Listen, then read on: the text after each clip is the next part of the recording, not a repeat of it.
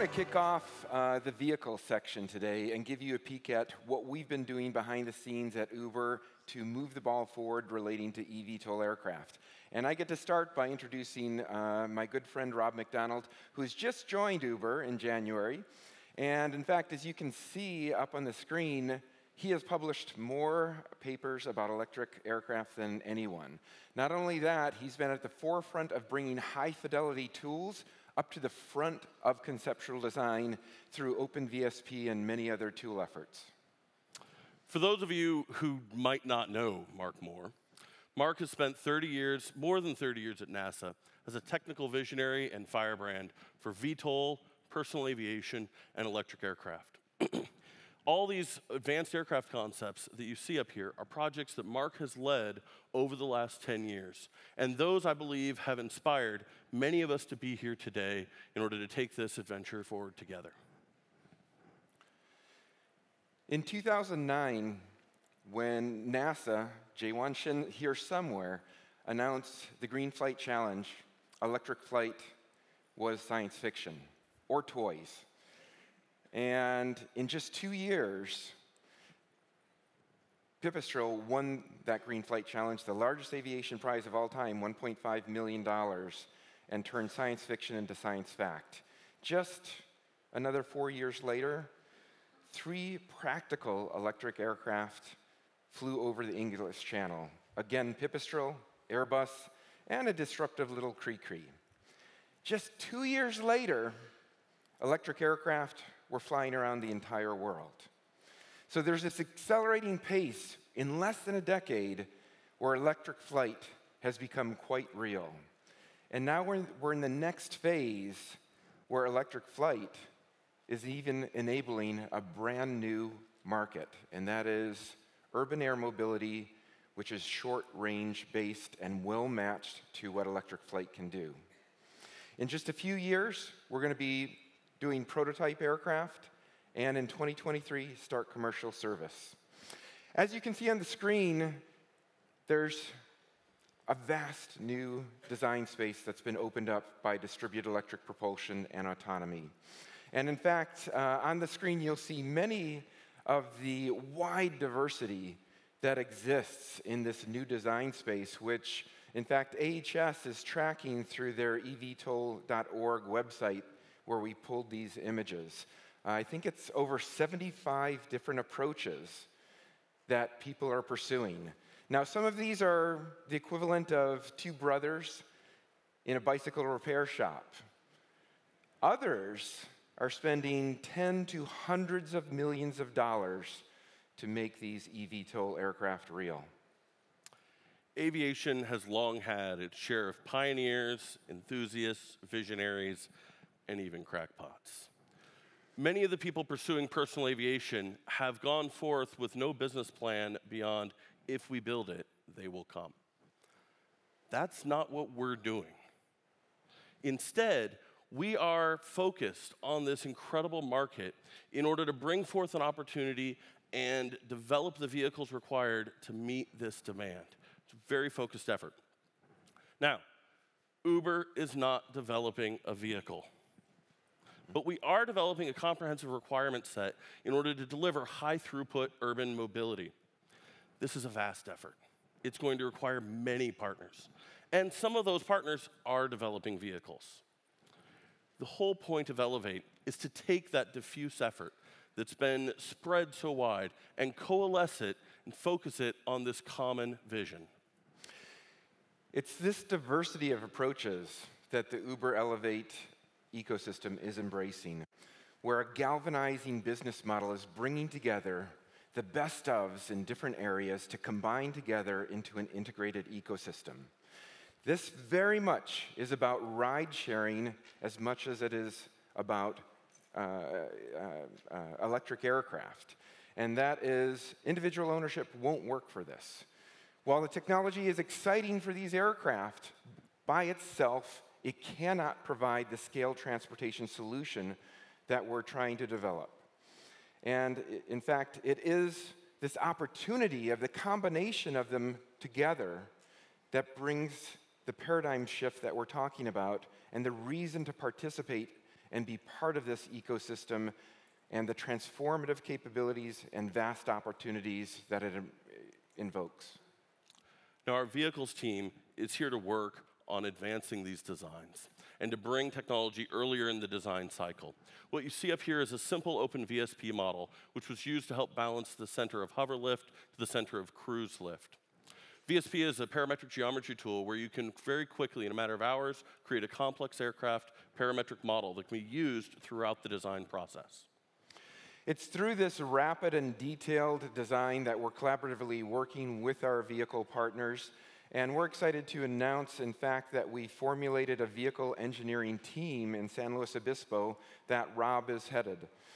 And he's already attracted some excellent students where he's advancing the state of the art of design, and they're creating this wonderful variable fidelity tool set that, in fact, most importantly, is bringing the acoustics up into the front of the conceptual design, because that's critical for these eVTOL aircraft and opening up this market. The simulation you see on the screen has pressure coefficient on the surface of the aircraft, along with surfaces of vorticity being shed from the tips and the trailing edges of those rotors. By understanding this flow, we can better understand the aerodynamic performance and the noise generated by these vehicles. The vehicles team that we've set up is established and exists to accelerate our partners, to help them meet the challenges that are represented by the gaps in today's aerospace industry to what we need going forward. Together, we will work to create safe, quiet, community-friendly vehicles required to make this market a reality. Electric VTOL has a lot of challenges, and we've assembled a team to go after them. Last year, we committed that we'd use our extensive ground-based ride-sharing data to help design the future aerial ride-serving network, and that's exactly what we've done, where we've developed an extensive requirement document set for eVTOL that takes advantage of this incredible knowledge and brings together that information to understand how these vehicles should be designed. But I want to say, it's not just about the eVTOL aircraft. Very much these requirements must map in to the system context to make sense as a scale transportation solution. I'm excited today to announce that we're also going to be releasing an executive summary of that requirements deck. And this public summary contains the basics, the essentials, the core results of that extensive study that we did. And this will allow us to work together as a whole community.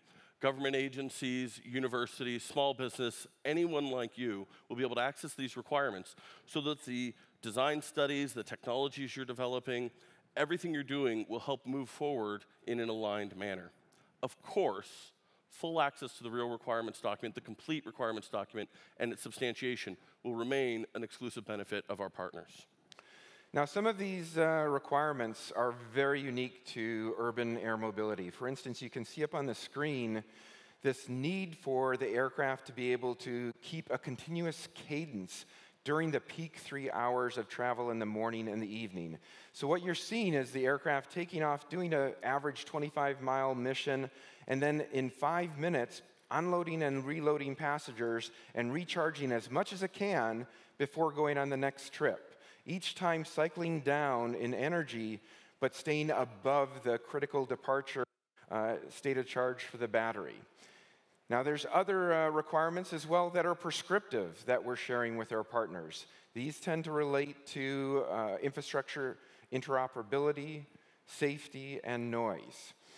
But the exciting thing about this requirements document is that there's actually already experimental aircraft that validate the existence premise of this document, that can meet these requirements. So what we're committing to our partners is if they can meet this requirement document, we will operate their vehicle on our network. If they can't, then we may, but we'll probably bias to those who can meet our requirements. But very much we're committed to our vehicle partners to collaborate to develop the best possible eVTOL aircraft, but within the context of this network system. I've talked about how there's a lot of challenges out here. And Uber, our vehicles team, is not going it alone, and it's not just about the vehicle partners we've announced. we're also pursuing other technology and development partners. The first of these relationships that I'd like to announce is we'll be working with the Army Research Labs at Aberdeen Proving Grounds in Maryland. ARL is one of the nation's premier rotorcraft research centers, and together we'll be working on stacked co-rotating rotor development. So I'm thrilled to announce this next partnership because they're working on my beloved NASA X-57, and that is ES-Aero. They're also co-located in San Luis Obispo, and if you don't know about X-57, it is a very unique aircraft. In fact, the first manned X-plane in 25 years. And it's also a powered lift distributed electric aircraft that is pioneering the way to give us the data for how to certify these eVTOL and electric aircraft. So ES-Aero is going to be helping us by transitioning that lessons learned from that valuable experiment and also doing important transition dynamic modeling, which helps to make these vehicles as safe as possible. I'd also like to announce that we're partnering with M4 Engineering from Long Beach, California. M4 has extensive expertise in structural design, aeroelasticity, multidisciplinary design optimization, and even bringing structures through the certification process for commercial aircraft. They're working with our team to do structural analysis and to help develop conceptual design-oriented weights models for this new category of vehicles. The last partnership we're announcing is with LaunchPoint Technologies. They're located in Santa Barbara. They have already delivered, in fact, models that let us work in the conceptual modeling to understand how to embed electric motors really well. But the second activity that they've already started is the development of a very unique electric motor that's incredibly lightweight, incredibly quiet, and can provide the precise phase control that the stacked co-rotating propeller requires. You may have seen some vehicle concepts put around by Uber. These eCRMs, electric common reference models, are thought constructs, are concept models that we use in order to communicate and work with our partners. In particular, they allow us a platform to assess new technologies to see whether they buy their way onto an eVTOL aircraft. We use these eCRMs the same way NASA uses the common research models that they work with and collaborate with. Yeah, so we'd previously shown ECRM 1, but today we're showcasing the new ECRM 3. And what's unique about this design is it's teaching us a lot about battery integration and how we could integrate batteries in new ways, such as not being in the cabin itself, but to promote safety and getting them outboard in the cells. It's also teaching us a lot about the best way to integrate this stacked co-rotating propeller technology. So it's not just about one concept. Instead, what we're trying to do with these ECRM family is encourage looking at trade-offs between these vehicles and understand how best to look at the pros and cons to get to the best eVTOL aircraft and the best combination of technologies to know that these are buying their way on to achieve the best eVTOL aircraft. Another fundamental purpose of these reference models is to give us a baseline vehicle that we can run against and design against our own requirements. This allows us to close the loop and make sure that the requirements that we're designing to and that we're providing to our partners are in line with what's possible and will achieve the goals that we need.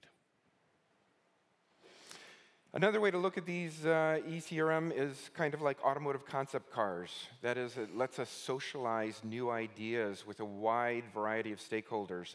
Already, we've shared these ESRMs with Georgia Tech, in fact, who has taken their graduate course called Safety by Design and looked at eVTOL aircraft to compare them to existing aircraft and promote the design of the safest possible aircraft. And in fact, they were partnered with Coventry University. One of the huge challenges that's been talked about on the vehicle side is how are we going to produce aircraft at this scale? Not since World War II has any model of aircraft been produced at the rate of thousands per year.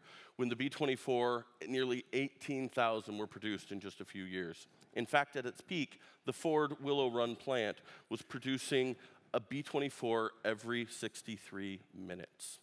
We need to attract partnerships that can help enable some of these techniques for high-volume manufacturing and bring that into the aerospace market.